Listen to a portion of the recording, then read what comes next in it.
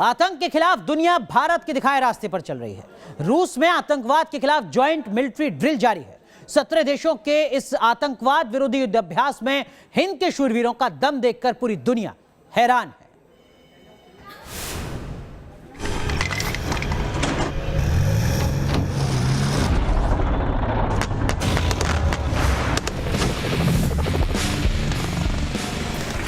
रूसी धरती पर हिंद के शूरवीरों का पराक्रम।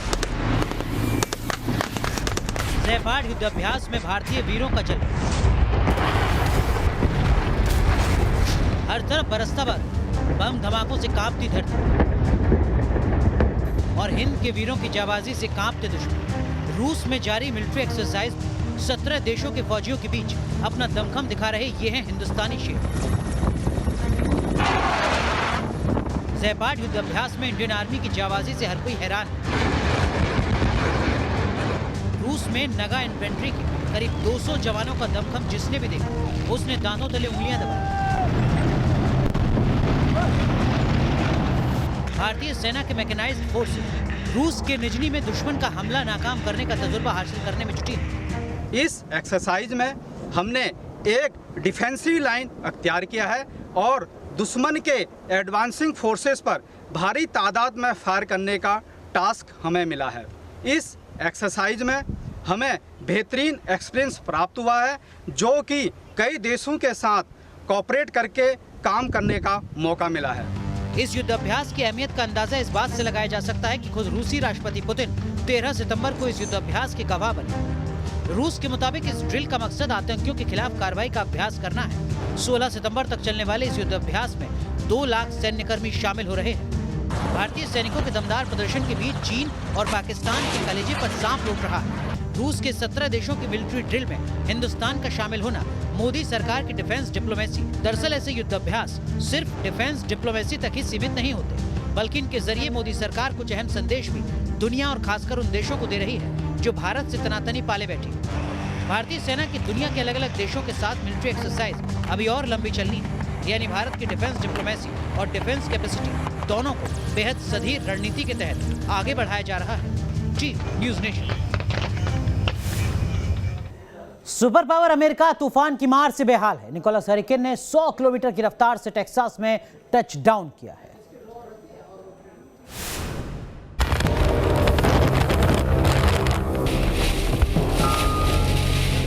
95 किलोमीटर प्रति घंटे की रफ्तार से टेक्सास में बरसी तबाही।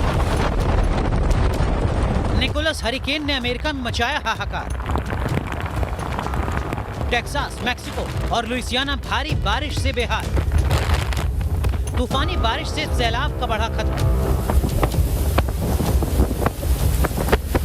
अमेरिका के टेक्सास में कुदरत के क्रोध की तस्वीरें चक्रवाती तूफान निकोलस के लैंडफॉल की है।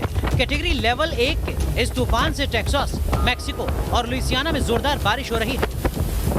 वेदर डिपार्टमेंट के मुताबिक अगले कुछ घंटों में ये तूफान मिसिसिपी में कहर बरपा सकता है। अमेरिका पिछले कुछ वक्त से मौसम की बड़ी और तगड़ी मार झेल रहा है। इस साल के अटलांटिक हरिकेन सीजन में निकोलस तूफान छठा तूफान है। तूफान निकोलस की वजह से कई इलाकों में बिजली की सप्लाई प्रभावित हो चुकी है। टेक्सास के गवर्नर ने रेस्क्यू और इमरजेंसी मेडिकल टीम को अलर्ट कर आदेश जारी किया है। वहीं लुइसियाना के गवर्नर ने इमरजेंसी का ऐलान कर दिया है। लुइसियाना निकोलस तूफान से पहले इडा और उससे पहले पिछले साल तूफान लॉरा से जूझ चुका है। Team news nation. दक्षिण पूर्वी स्पेन में फॉरेस्ट फायर ने कहर मचा दिया। जंगल में लगी आग बेकाबू होती जा रही है, लिहाजा आग बुझाने के लिए अब सेना को तैनात करना पड़ा है।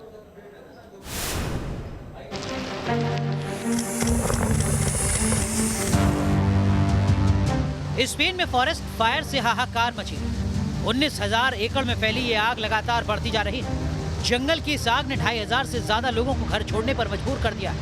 लगातार 5 दिन से स्पेन का मलागा प्रांत आग का कहर झेल रहा है। आग से 7,000 हेक्टेयर जंगल पूरी तरह जलकर खाक हो गया है। स्पेनिश फायर सर्विस के अफसरों के मुताबिक मलागा की आग 6th जनरेशन वाइल्ड फायर है।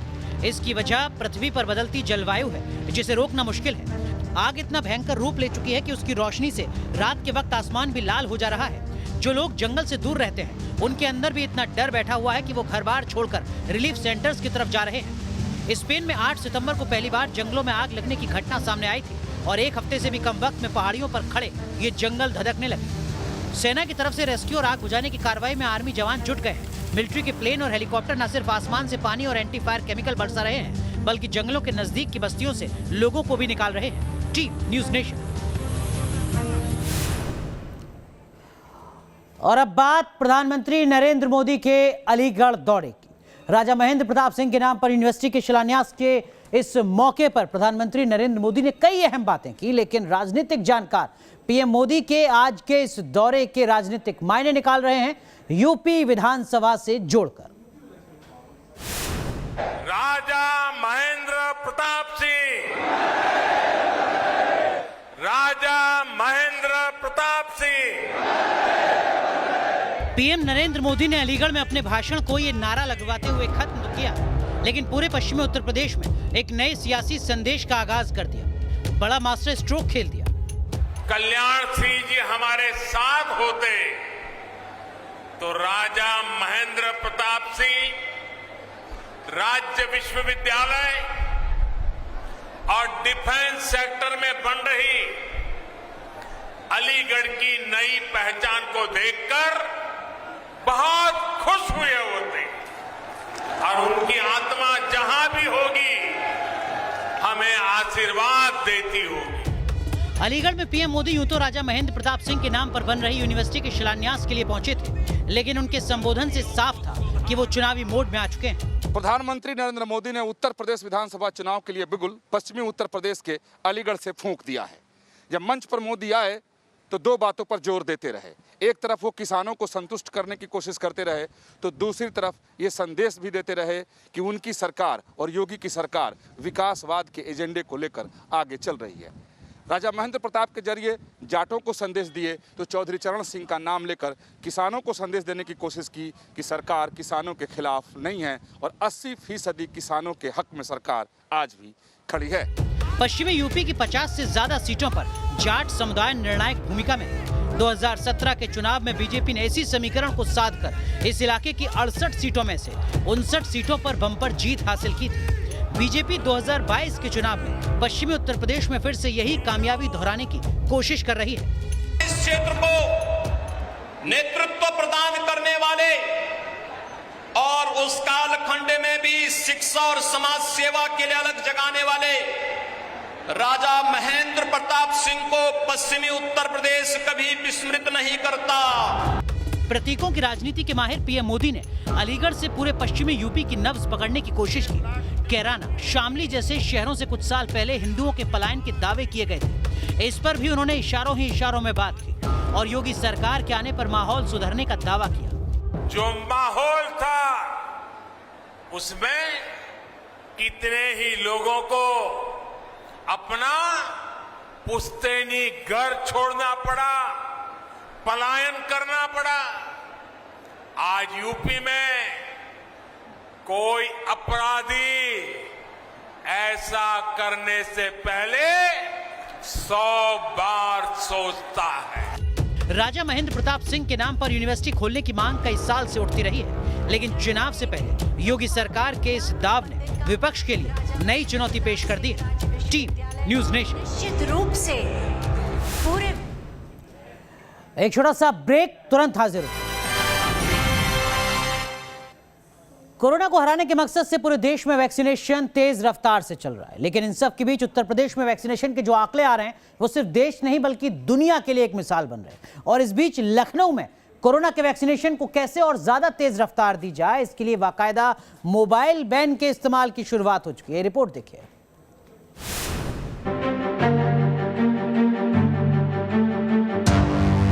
उत्तर प्रदेश में कोरोना वैक्सीनेशन को तेज रफ्तार देने के लिए योगी सरकार जी जान से जुटी हुई है। वैक्सीनेशन को बढ़ावा मिले, इससे लेकर कई तरह के नए प्रयोग किए जा रहे हैं। लखनऊ में कोविड टीका एक्सप्रेस का आगाज सीएम योगी की इसी सोच का नतीजा है। इन मोबाइल टीका वैन्स के जरिए घर घर जाकर कोरोना टीकाकरण किया जाएगा। यूपी में लखनऊ मोबाइल कोरोना वैक्सीनेशन प्रयोग करने वाला सूबे का पहला जिला है। अब पूरे यूपी में घर घर जाकर कोरोना वैक्सीनेशन की योजना को अमली जामा पहनाया जा रहा है। नवाबों के शहर में कोरोना टीका लगाने के लिए 23 मोबाइल वैन की व्यवस्था की गई है। फोन नंबर 1075 और 1800-1805-145 पर कॉल कर वैक्सीन मोबाइल वैन को बुलाया जा सकेगा। एक मोबाइल वैन के जरिए 300 घरों में जाकर वैक्सीनेशन का लक्ष्य रखा गया है।